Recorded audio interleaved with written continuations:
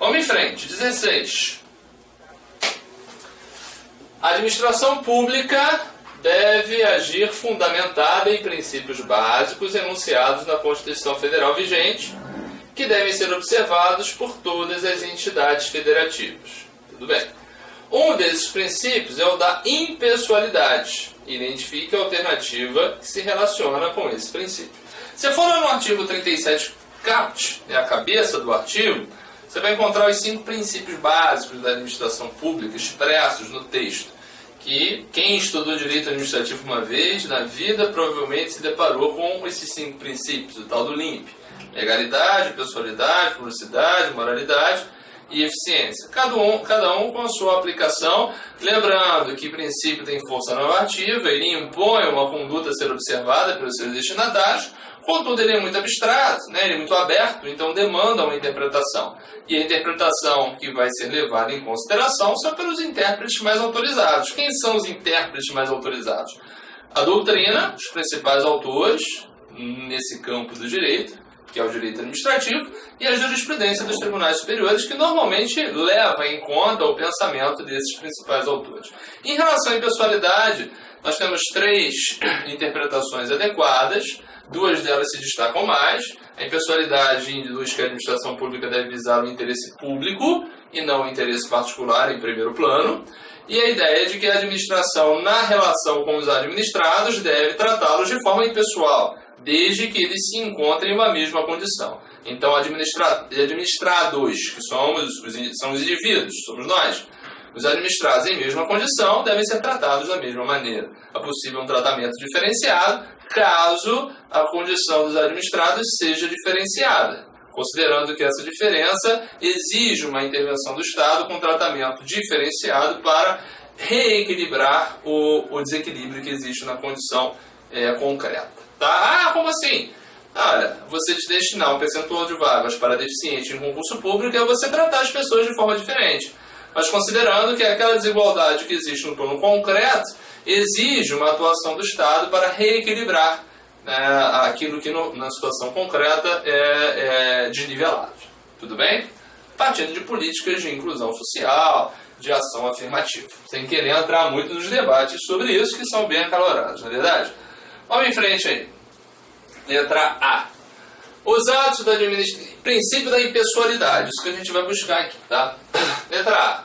Os atos da administração devem merecer a mais ampla divulgação possível entre os administrados, que somos nós. Isso aqui seria a publicidade. Publicidade que tem lá as suas exceções. Então não é a letra A. Letra B. Toda e qualquer atividade administrativa deve ser autorizada por lei. Aí acabamos de falar do princípio da legalidade. Então aqui seria publicidade, aqui seria legalidade. Letra C. Deve a administração voltar-se exclusivamente para o interesse público. Aparentemente, será isso o gabarito dentro daquela primeira interpretação que eu coloquei para você. Letra D. A administração não tem a livre disposição dos bens e interesses públicos, porque atua em nome de terceiros. Em nome de terceiros somos nós, né? Em nome dos administrados, dos indivíduos que integram a sociedade. Bom, enfim, isso aí é um princípio implícito da indisponibilidade do interesse público. Tá? E letra E. Todas as pessoas têm direito de receber dos órgãos públicos informações de seu interesse particular ou de interesse coletivo. Bom, isso aqui estaria relacionado com o princípio da publicidade também. Então, morreu aqui, e o nosso gabarito se encontra aqui na letra C de casa.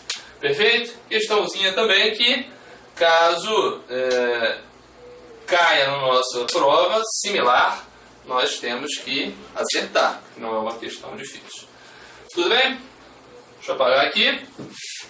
Vamos dar sequência às nossas questões. Isso aqui é aspecto meramente teórico, tá? Interpretação dos princípios que orientam a atuação da administração pública. Não há nenhum dispositivo assim, constitucional que eu devo assim, indicar para você. Aliás, dá uma olhadinha lá no 37, parágrafo 1º da Constituição, que ali costuma-se identificar uma expressão constitucional do princípio da impessoalidade também, quando da divulgação das atuações do poder público. Beleza? Bom, vamos em frente. Questãozinha de 2014. Vamos ver o que está falando. Está falando aí de um texto da Constituição que estaria atrelado a um determinado princípio. Vamos lá. No artigo 39, parágrafo 2º da Constituição Federal, há previsão de capacitação dos administradores públicos. E aí ele reproduz o texto, né? A União, os Estados e o Distrito Federal manterão escolas de governo para a formação e o aperfeiçoamento dos servidores públicos, constituindo-se a participação nos cursos um dos requisitos para a promoção na carreira, facultada para isso a celebração de convênios ou contratos entre os entes federados. Essa previsão, aí a pergunta, né? Essa previsão está associada mais diretamente ao princípio constitucional da... Quando ele fala do princípio constitucional, ele normalmente está fazendo referência ao 37, o LIMP, tá?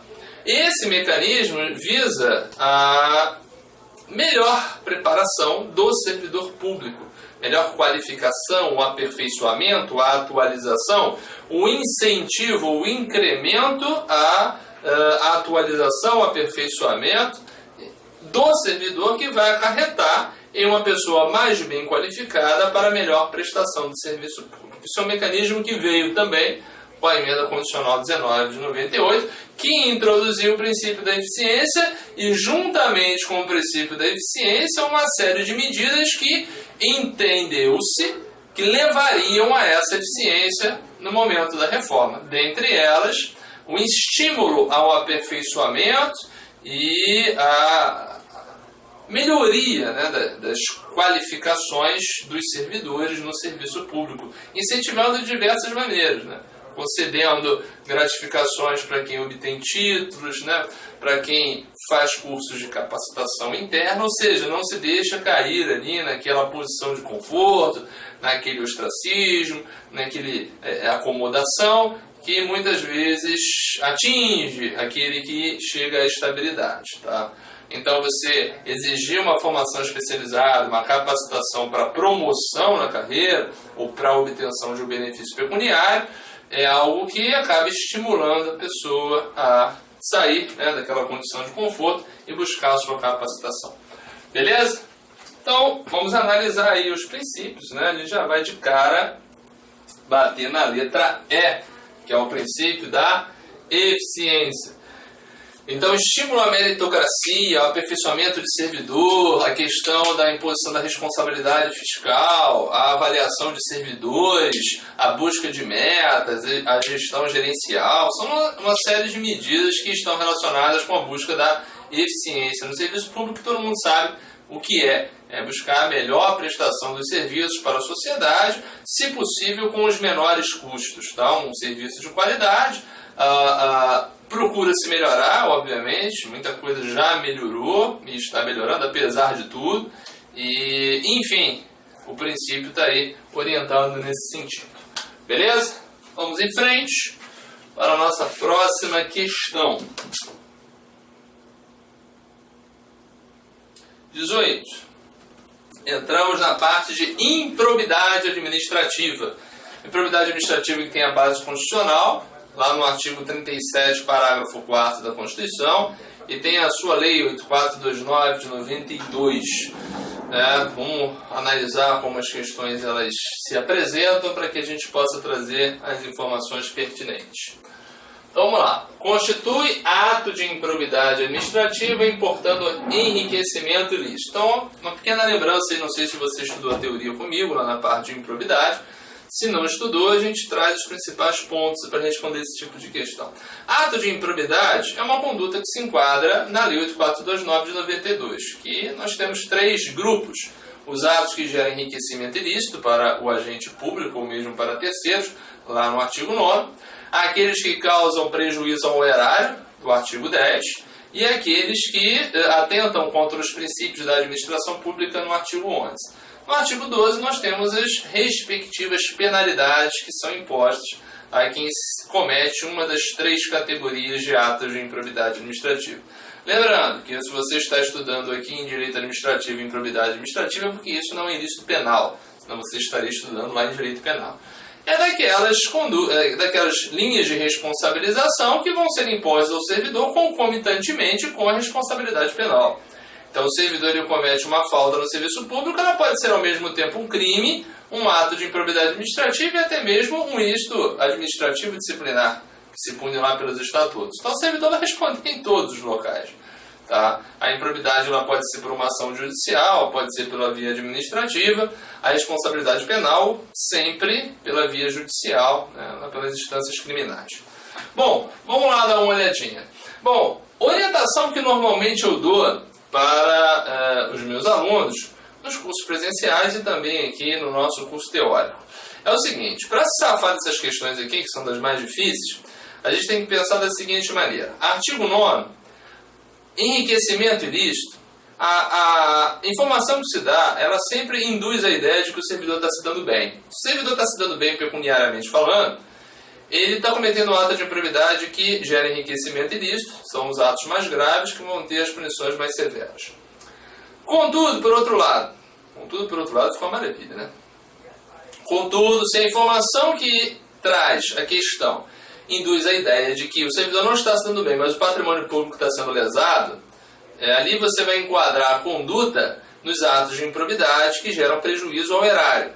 Além disso, fraudar licitação pública presumidamente leva a um prejuízo ao patrimônio, porque não se vai atingir a proposta mais vantajosa para a administração.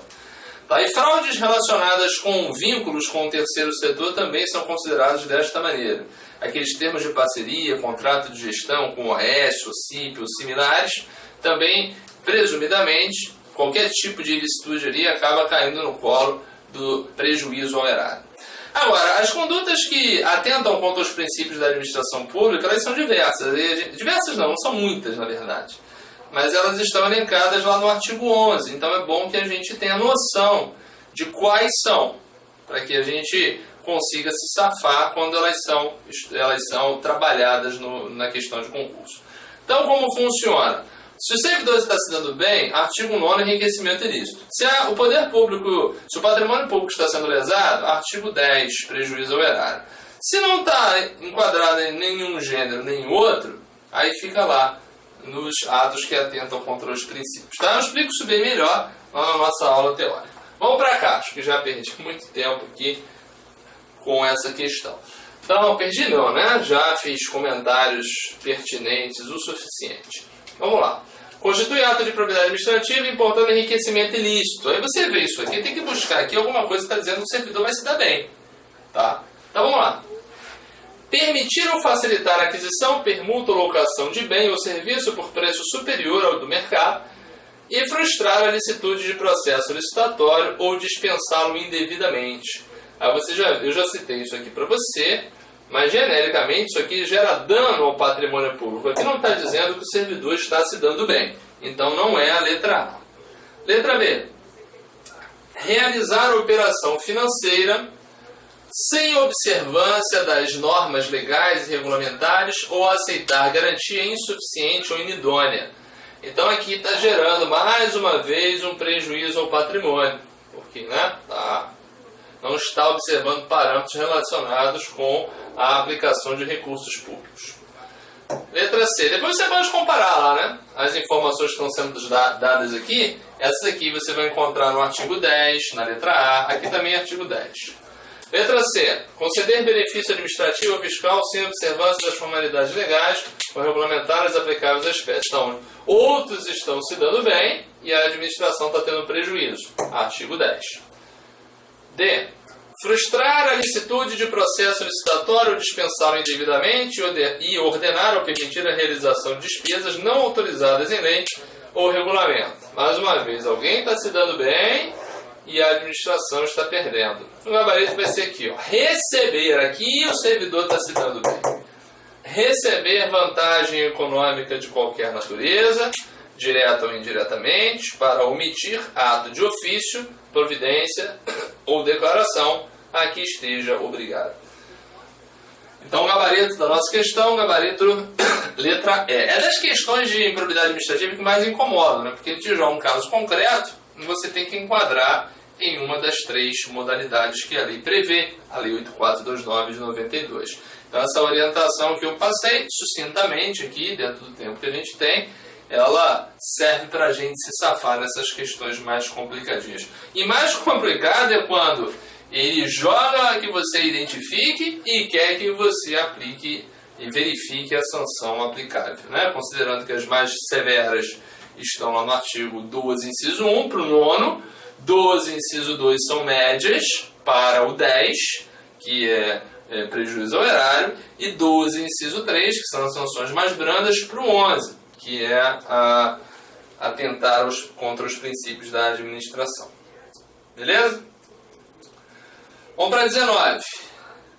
Continuando em improbidade administrativa. Deixa eu apagar aqui. Constitui ato de improbidade administrativa que atenta contra os princípios da administração pública. Então, 11, né? Artigo 11. Qualquer ação ou omissão que viole os deveres de honestidade, imparcialidade, legalidade e lealdade das instituições. As alternativas a seguir apresentam exemplos desse tipo de ato, exceto, então, que não é uma conduta que se caracteriza como improbidade administrativa por atentar contra os princípios da administração pública. Vamos lá, letra A. Negar publicidade aos atos oficiais. Está lá, um ato que atenta contra os princípios da administração.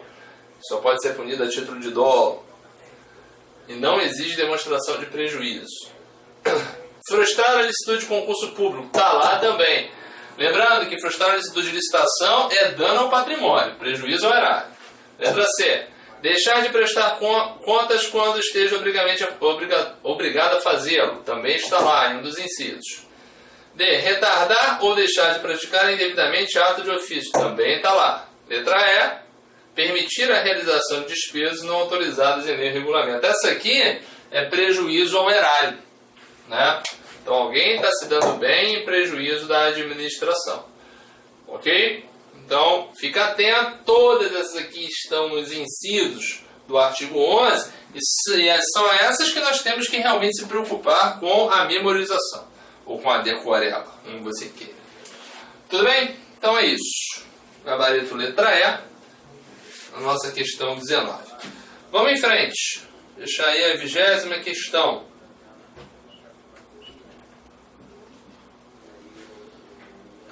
O que me parece é que nós vamos entrar na parte de poderes da administração pública. São prerrogativas que o ordenamento confere a essa administração para que ela possa atingir os fins a que se propõe, organizando aí a nossa vida em sociedade. Vamos analisar as questões sobre poderes na sequência, lembrando que nós temos o poder vinculado, poder discricionário, relacionados à produção de manifestações de vontade da administração, o poder regulamentar, para dar aplicação às leis, o poder hierárquico, que envolve a estrutura interna da administração, o escalonamento de órgãos, né, e agentes, o poder disciplinar, que está relacionado com ilícitos internos, e o poder de polícia, que está relacionado com a limitação de liberdade do indivíduo, talvez o principal poder que envolve a atuação da administração. Vamos lá então no 20. Do sistema hierárquico na administração decorrem alguns efeitos específicos, entre os quais não se inclui. Então, que não é uma expressão do exercício do poder hierárquico. Lembrando que o hierárquico é interno, no âmbito de uma determinada entidade da administração. Letra A. Deixa eu levantar um pouquinho aqui para a gente analisar as alternativas como um todo. Letra A. Poder de comando dos agentes superiores. Tranquilo, expressão típica do poder hierárquico. O enunciado está perguntando o que não é hipótese de poder hierárquico. Letra B. Poder de fiscalização das atividades empenhadas por agentes subordinados. Perfeito, tá? Tudo a ver. C. Poder de revisão dos atos praticados por agentes subordinados. Ok. D. Poder de delegação de funções genéricas e comuns da administração. A delegação de superior para subordinado é típico no exercício do poder hierárquico. Lembrando que a delegação, que a gente leva em conta muito o que tem lá na lei de processo, a 9784, em especial lá no artigo 12 e 13, não necessita de uma hierarquia, mas normalmente ela é feita a partir de uma relação hierarquizada. o superior delega para o subordinado aspectos relacionados às suas atribuições fixadas pela lei, quando isso é possível. Então, recomendo a leitura do artigo 12 e do artigo 13 da 9784 para dar uma saneada nesse tema. Tem a ver, sim, com hierarquia. E é bem tranquilo, né? Letra E, poder de polícia a fim de assegurar conveniente proteção aos interesses públicos. Não tem nada a ver com hierarquia isso aqui. Poder de polícia é um poder específico que o Estado vai exercer perante os indivíduos, né, as pessoas de uma forma geral, pessoas físicas ou jurídicas. Tá? Não tem nada a ver com hierarquia, não há hierarquia entre administração e indivíduos. Há uma atuação do chamado poder de império ou poder extroverso da administração, que extrapola os limites das suas esferas institucionais para atingir o indivíduo no espaço público de uma forma geral, e até no seu próprio espaço particular. Ok? Então é isso. Tá? A letra E está equivocada e não se inclui em parâmetro relativo ao poder hierárquico. Isso aí foi a 20. Vamos em frente aí no estudo dos poderes para a questão 21.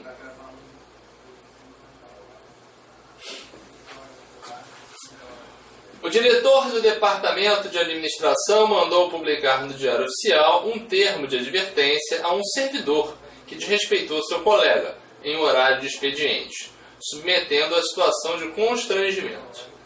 A aplicação da penalidade pela chefia imediata é um ato administrativo que expressa a manifestação do poder. Olha só, imposição de penalidades por parte da administração pública.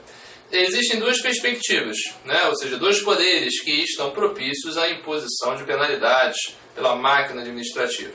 É o poder disciplinar e o poder de polícia. O poder disciplinar ele é interno. Como assim interno? Ele pressupõe a violação de regras inerentes a um vínculo específico que se estabelece com a administração pública de forma voluntária. Tá? Isso se apresenta nas relações dos agentes públicos, em especial nos servidores, tá? Nos contratados pela administração pública e também, excepcionalmente, a doutrina fala sobre isso, naqueles estudantes na rede pública de ensino. Então, esses três aí estabelecem um vínculo específico e voluntário com a administração, a partir dos quais eles obtêm certos benefícios, obviamente, mas estão submetidos a regras específicas, a atribuições, responsabilidades, deveres, proibições, que, caso deixem de observar, podem ser objeto de investigação, processamento e penalização. E nessa penalização teremos o poder disciplinar. Nem sempre há hierarquia, por exemplo. Um contratado não é subordinado hierárquico da administração, mas tem que respeitar as cláusulas contratuais. Se deixar de cumprir, pode sofrer sanções previstas lá na Lei 8.666. Então, isso é um vínculo específico, uma relação interna. Agora, quando o poder público, sem que ninguém tenha pedido a ele, né? Ninguém chamou ele na festa, mas ele se intromete nas liberdades individuais, ele está estabelecendo uma relação externa com o indivíduo, com o cidadão, delimitando sua esfera de direitos e liberdades em favor do bem-estar comum. Esse é o poder de polícia, decorre da lei, mas é implementado pela administração. E a administração, ao implementar, pode chegar ao ponto de aplicar sanções àqueles que deixam de cumprir, por exemplo, uma norma de trânsito. Então o cara nunca foi ao Estado pedir nada, mas ele vem aqui dizer que eu tenho que usar o capacete. Mas eu não quero usar, mas se não usar, for flagrado na fiscalização, vai ser punido. Então ele vai ser punido a partir de uma relação externa, e é inerente ao exercício do poder de polícia do Estado. Tudo bem? Bom, aqui está falando de servidor. Servidor é relação interna, voluntária, específica. Então isso é poder disciplinar. Tá? Então, de novo, no enunciado.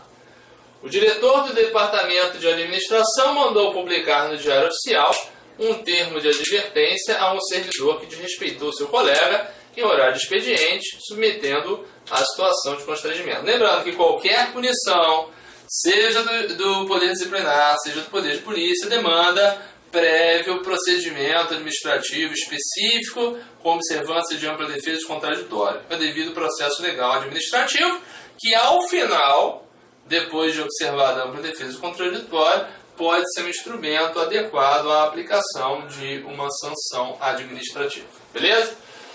Então, a aplicação da penalidade pela chefia imediata é um ato administrativo que expressa a manifestação do poder, como eu já coloquei para você, é o poder disciplinar aqui na letra D de dado. Beleza? Vamos em frente. Questão 22. Vou beber uma água aqui.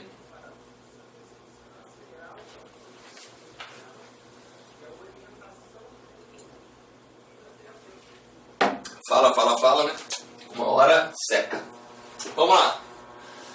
A atividade lícita da administração pública, que importa na restrição de direitos individuais, a fim de assegurar a proteção de interesses públicos, caracteriza o que se denomina de poder. Acho que eu não preciso explicar mais nada, né? Já falei pra caramba aqui sobre poderes, e inclusive falei bastante desse nosso poder de polícia. Tá? Uma boa definição que a gente pode levar em consideração, inclusive para fins de estudo. Aliás, estudar por exercícios é o melhor método de uma reta final de concurso. Você vai filtrar tudo aquilo que a banca já trabalhou. É óbvio que vai agregar informações do seu material, mas vai se acostumar com o linguajar da banca que vai realizar o seu concurso. Isso aqui é uma ótima definição para poder de polícia. Se ele botasse assim, qual a melhor definição para poder de polícia? E copiasse e botasse isso aqui embaixo, né, seria o gabarito. Então é bom que a gente extraia das questões as informações que são consideradas corretas pela banca e que, obviamente, isso aqui é uma definição bem adequada do nosso poder de polícia. Tudo bem? Então, tá aí o gabarito da questão 22, bem rápido, porque já tínhamos feito comentários. Beleza? Lembrando que para cada tema desse, se você tiver interesse, lá no meu site tem um módulozinho específico sobre cada um dos temas. Improbidade, poderes, servidores, atos, licitação, enfim, 8.112 e assim vai. Teoria e uns exercícios lá, exercícios durante a teoria. Vamos em frente, 23 aqui, estamos entrando na parte de processo. Processo administrativo, e a gente leva em conta a Lei 9784 de 99, que é a Lei de Processo Administrativo Federal. Existem estados que têm a sua própria lei, e até mesmo municípios podem ter a sua própria lei. Normalmente, a lei ela é um espelho da 9784 com algumas modificações. Se o seu concurso é estadual, se essa lei estiver no edital, você deve dar uma olhadinha nessa lei. Agora, se o seu concurso é federal ou é estadual ou municipal e a lei específica não está no edital, não é, né, talvez o campo de estudo de maior relevância. Tá? A gente sabe que pode queimar a língua com isso, mas acredito eu, se uma legislação específica de um estado é cobrada no concurso, essa legislação tem que estar descrita no edital. Agora, se o cara fala assim, processo administrativo e não fala nada, aí, apesar de um concurso estadual ou municipal, você tem que levar em consideração a teoria geral que é baseada na lei federal. Tudo bem? Vamos em frente. No âmbito da administração federal direta e indireta, concluída a instrução do processo administrativo, que é aquela fase de produção de provas, né? Instrução, a administração pública tem um prazo para decidir de até. Aí é prazo, né? A 9784 tem prazo para todo lado, é bom que a gente saiba esses prazos. Prazo para decidir, prazo para recorrer, prazo geral, prazo para intimação, prazo para parecer, prazo para alegações finais, tem um monte de prazo lá. E esse prazo aqui, tanto na decisão inicial do processo, né, no curso regular, a decisão final do processo, quanto para o julgamento dos recursos, o prazo geral da 9784, que pode variar em legislação específica, mas a geral da 9784 é 30 dias, prorrogável uma vez a juízo da administração, devidamente justificado por igual período. Então, limite de 60. Tá? Artigo 49 que nos traz essa resposta. Então, letra A, 10 dias está fora. Letra B, 15 dias está fora. Letra C, 20 dias está fora. E letra E, 60 dias está fora. Então, né, não tem muito o que estender aqui. O gabarito fica na letra D de dado. 30 dias. salvo prorrogação motivada, expressamente, por mais 30 dias. Beleza, você vai anotar aí, depois vai verificar lá no artigo 49 da 9784. E mais uma vez, não sei se já falei isso com você, mas vou sempre falar, tenha as suas legislações à disposição, tem que estar do teu lado. Legislação fiel, né? Escrita, se possível. Eu quero fazer no computador, pode fazer. Mas vai marcando esses artigos que as questões trabalham, para que depois você tenha um mapeamento do que normalmente é cobrado e daquilo que normalmente não é trabalhado. Eu destacaria 9784, por exemplo, artigo 2º. Tem que saber artigo 2º, cai pra caramba. Tem que saber os artigos dos prazos. Então tem que estar atento, tem que estar esperto para poder não estar estudando sem foco. Tem que ficar sempre em condições de fazer um resumo, uma revisão. E uma lei toda abisurada ali, o que cai mais e tal, você vai fazer o resumo do principal e sobrou um tempinho, dá uma estudadinha ali no artigo outro que não caiu, mas de repente ele cai. Aí só você vai acertar e vai fazer diferença, tá? Concurso a gente tem que fazer diferença. Em um momento a gente tem que fazer a diferença. Não é nesse, não é nesse, não é nesse, mas é naquele. Esse é o mesmo, então eu vou lá fazer a diferença.